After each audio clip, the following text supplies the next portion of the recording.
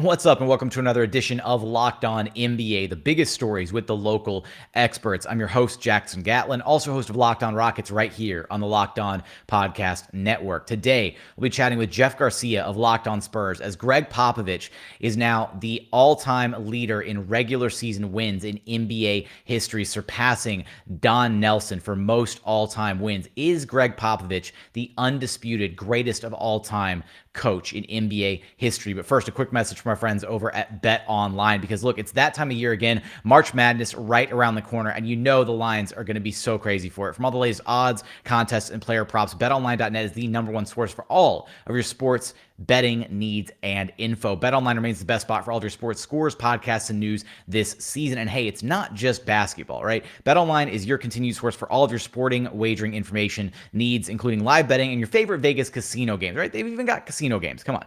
Head over to the website today or use your mobile device to learn more about the trends and action available to you. BetOnline, where the game starts.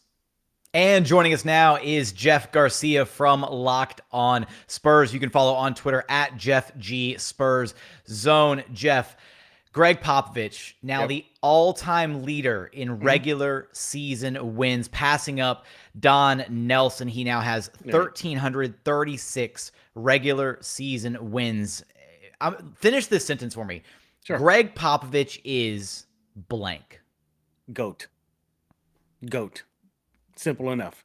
He is the GOAT. I mean, it's not just, I think people focus on the recent accomplishment, which was huge. I mean, you passed on Nelson. I mean, that's his mentor. That's the guy who brought him into the league and got him going. Him a lot. I mean, Larry Brown too. I think Larry Brown gets lost in Pop's mentors, but it was really Don Nelson that did it all. But you set that aside, the recent record. He did this with one team. No other coach has done this. Okay. He's been like water, flexible. I mean, people think he's this rigid coach, my way or the highway. He's not. He's willing to give in and change with the times. We've seen that from the David Robinson era to the Twin Tower era, the Duncan era to the Kawhi era till now. Everybody knows about the story about Manu Ginobili. That was young Popovich, who was still very rigid. Everybody knows your role until he said, you know what? I got to let Manu just be Manu. I mean, so that just is an example of what he's able to do and what makes him the greatest coach. You also look at the fact that the winning percentage is highest. And I know people are going to look to Phil Jackson's winning percentage, the 700 winning percentage he had. But as far as longevity, Pop is doing it longer. So, yeah, there's going to be more L's on the side, than maybe Phil has. 5 titles in his time, multiple Coach of the Year awards, a Western Conference All-Star coach. We can't forget this too. Team USA, he got the gold with Team USA, his first run at it. It was a rough start, still got that gold. And I think the biggest thing that I think doesn't get highlighted enough, which makes Pop the greatest, is the legacy he's leaving behind. From Monty Williams in Phoenix to Quinn Snyder in Utah to Jenkins in Memphis, to Ime Udoka, to what he did for Becky Hammond. The list goes on and on. Sam Presti now with the Thunder. His legacy that he's going to leave behind whenever he decides to hang it up is going to be everlasting. You accumulate all that together, Jackson, and it's going to be hard to argue that Popovich is not the greatest NBA head coach of all time. You look what he said after he got the accomplishment. And I like how he put it together. He said, look, it's a great thing. We did this together. He complimented all the players that came through the system. I heavily complimented Don Nelson and Larry Brown. But what I liked about it, he said, to me, it wasn't about the milestone. He was like, that we just got to win over Utah. That was what he was more excited about, that the team got the win over Utah and keep them in the play-in chase. That just tells you what his big focus is. It's not milestones. It's not that. Am I getting the job done? He's always said that he's a Division III coach that just got lucky. And that's, you look back at his history, and that's what his coaching came from, is a Division III team. He lucked into an assistant coach spot with the Golden State Warriors back in the day, then became the San Antonio head coach. And hey, couple of ping pong balls his way, David Robinson and Tim Duncan, no, helps a lot. But he still had to maintain this team. He still had to guide them. He still, as I mentioned earlier, he had to go with the flow and change with the times.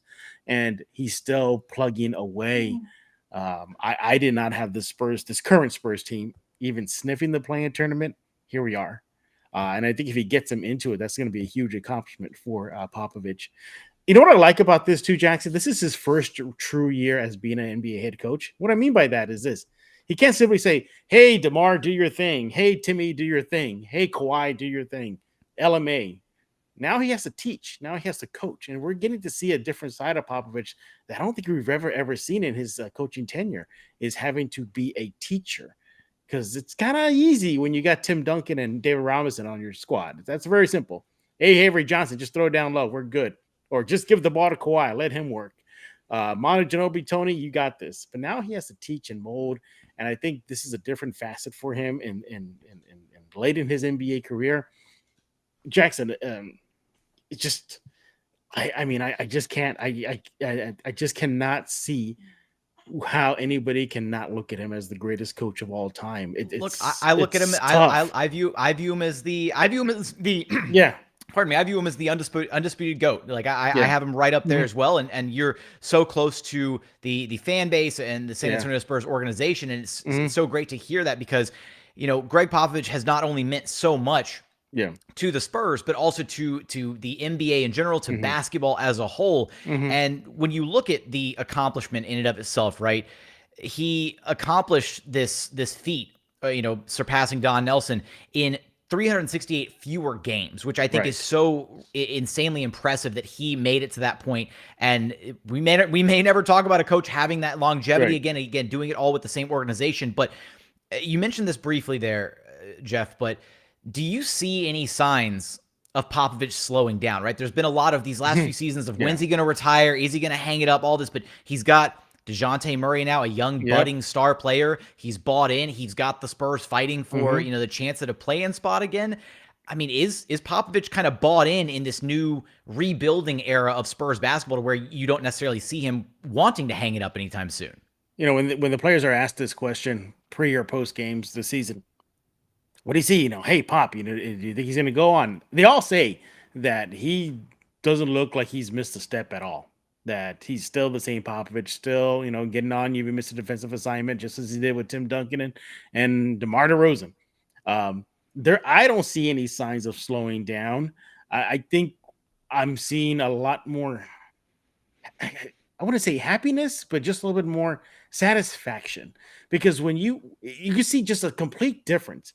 I remember seeing him when he had all those megastars with him, Timmy and Manu and Tony, the list goes on and on, how disappointed he would be in a win or a loss. In a win, if Timmy missed, a defensive assignment, he would bring that up and call Tim Duncan out. To LMA, not bringing his A game and calling them out individually. Now you're seeing him be a lot more patient, and I think this is just it's a breath of new life in him. Now, if that happens, he was asked recently, like, hey, Josh Primo is kind of having a bad run right now. Flat out says, like, well, we got to have patience. Now, I've never heard Popovich say that ever. Never, ever, ever say that. So I don't see any signs of slowing down. There was a recent report that perhaps the coaching search has begun.